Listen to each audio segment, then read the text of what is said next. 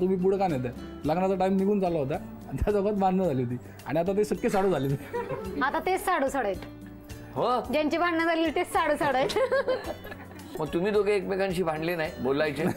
आमचं लग्नाच्या अगोदरच हार नाही का, म्हणजे कराड साईडला पद्धत आहे की मुलगा हार आणतो आणि पुण्याची पद्धत आहे की मुली हार आणते. त्याच्यावरून झालं होतं जरा, त्यामुळे आम्ही दोघं जण बोलत नव्हतो असा 8-10 दिवस नाही का. तर माझे पप्पा काय म्हटले की अगं रसिका, कुणारावांचा फोनच येत नाही. मग म्हणले लग्नाच्या हॉलमध्ये आले की म्हणायचं लग्न आहे, लग्नाच्या हॉलमध्ये नाही आले की म्हणायचं लग्न नाही. असं म्हटली ती पप्पांना. मी पप्पा होते एवढं बिनधास्त घेऊ नको. आणि हे सगळे जेव्हा आदल्या दिवशी यांची पाहुणे यायला लागले ना, पप्पा म्हटले यायला येणार आहेत, पाहुणे येणार आहेत, लग्न आहे. तुम्ही बोलतच नव्हता 8 दिवस? थोडंसं राहत असत, म्हणजे आता पद्धत इकडच्या थोडा फरक पडतो.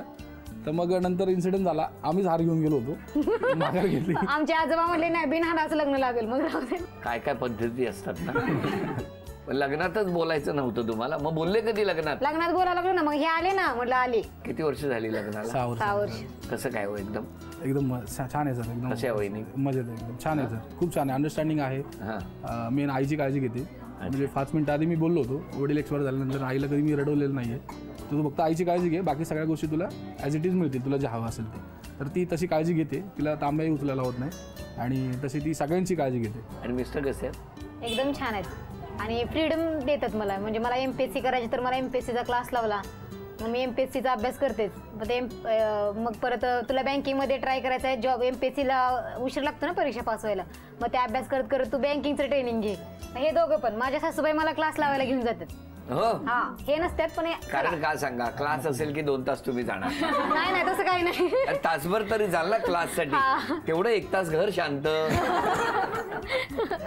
अशा आज गप्पा सुरू असताना पहिला खेळ कुठला बघूया. 8 वस्तू, त्यापैकी 4 वस्तू तुम्हाला मिळू शकणार, पण आधी हे टॅग एकेका वस्तूवर एक ठेवा.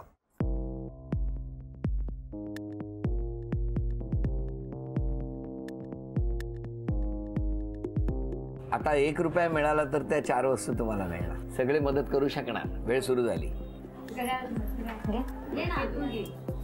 द्या 10 रुपये.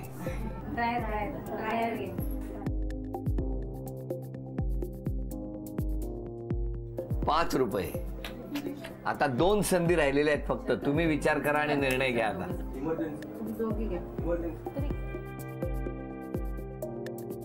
Emergency light. अभिनंदन, 1 रुपया.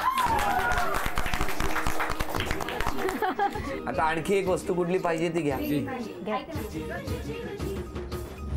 16 आणि 50. फक्त 66 रुपयाचं बक्षीस मिळालं तुम्हाला. एवढ्या वस्तू मिळाल्या ना. अभिनंदन, 66 रुपयाचं बक्षीस सुद्धा तुम्हाला मिळालं. थँक्यू. कुठलं बालपण तुमचं? कल्याण. कल्याणला कुठे? सिंदीगेट रामदासवाडी म्हणून एरिया आहे तिथे. तुम्ही? माझं जन्म मालेगावचा. हां. नंतर बाबांच्या ट्रान्सफरमुळे आम्ही आलो मुंबईला सगळं शिक्षण वगैरे जॉब. बाबा काय करतात? बाबा MTL मध्ये रिटायर होतो. बरं बरं. मग घरात फोनची बेल वाजत असते? हां, फोनची बेल चालूच आहे. येस अजूनही चालू. येस. का हसला तो? तुम्ही का हसला?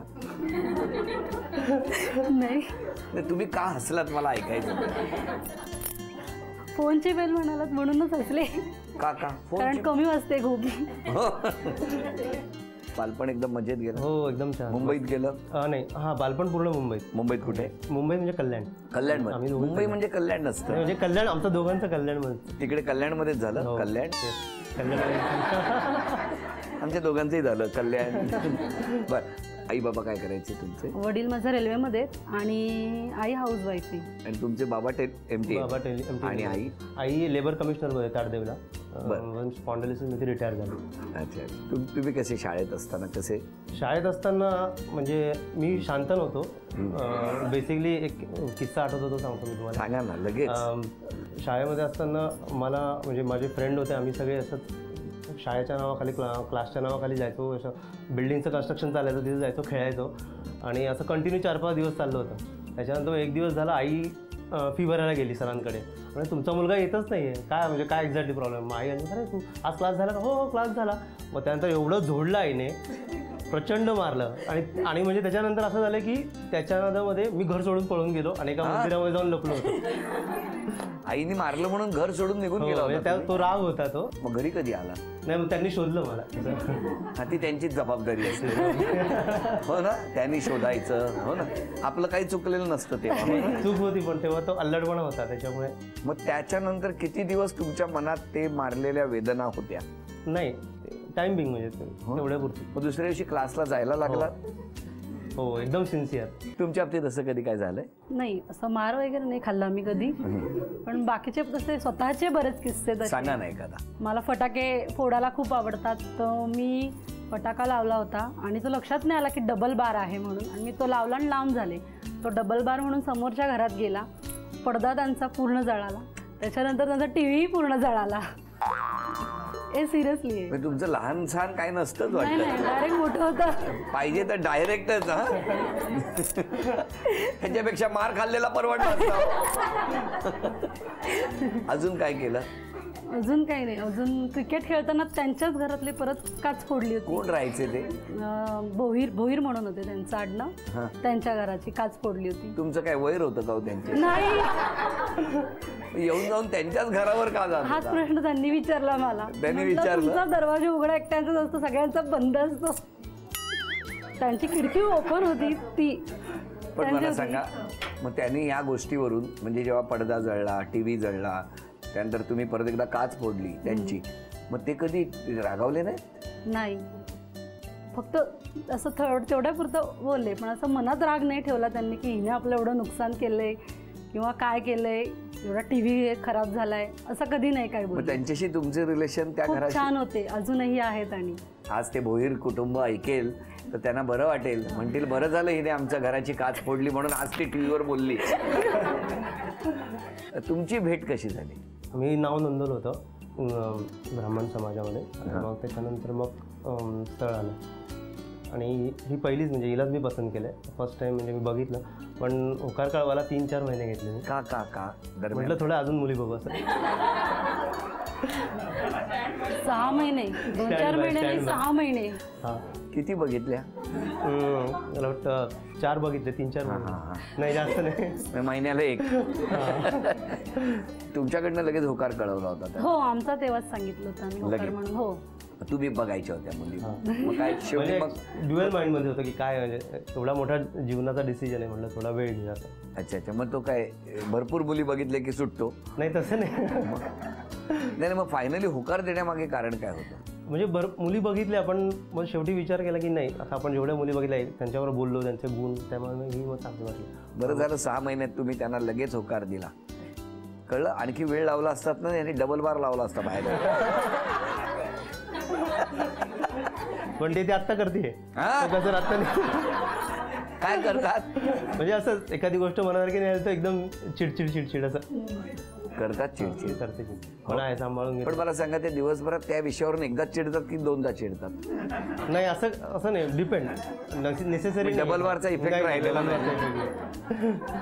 बरं, मग फायनली दोघांनी एकमेकांना होकार दिल्यानंतर घरच्यांना न सांगता तुम्ही भेटला किती वेळा? नाही, घरी ना नाही, मी भेटलो. घरी सांगून भेटलो. ते नाही म्हणाले? मी माझ्या घरच्यांना सांगितलं होतं. मी माझ्या घरच्यांना सांगितलं होतं. तुम्ही नाही? नाही, मी नव्हतं गेलो. ऑफिसमधून आल्याला म्हटलं चला. कुठे भेटला होता? कल्याणला. ती कल्याणची खाडी, आम्ही तिथे भेटायचो. हो, किती वेळा भेटला त्या दुर्गाडीच्या तिकडे? 4 ते 5 वेळा. हो हो, पण मी घरी सांगून. तुम्ही न सांगता? मी कधी डिपेंड, म्हणजे कधी सांगायचं नाही. आणि कुठे कुठे फिरण्याची ठिकाणं? पिक्चरला गेलो होतो. घरी सांगून? सांगून गेलो. Saturday Sunday. तेव्हा तुम्ही सांगितलं होतं? हो, तेव्हाही सांगितलं. कुठला चित्रपट बघितला? आता लक्षात नाहीये. किती वर्ष झाली लग्नाला? 2008 वर्ष. कसा आहे स्वभाव? चांगला आहे. का असं का बोलले ते?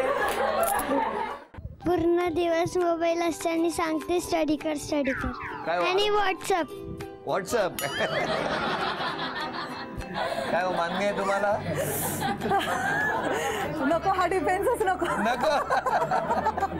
यांची नेहमी घाई असते. उतावळाला गुडघ्याला बाशिक म्हणतात ना, तशी असते यांची घाई नेहमी. घाई जरी करते पण ती करते एकदम बरोबर. सगळं लास्ट मोमेंटला विदाउट प्लॅनिंग करते, पण सगळं बरोबर.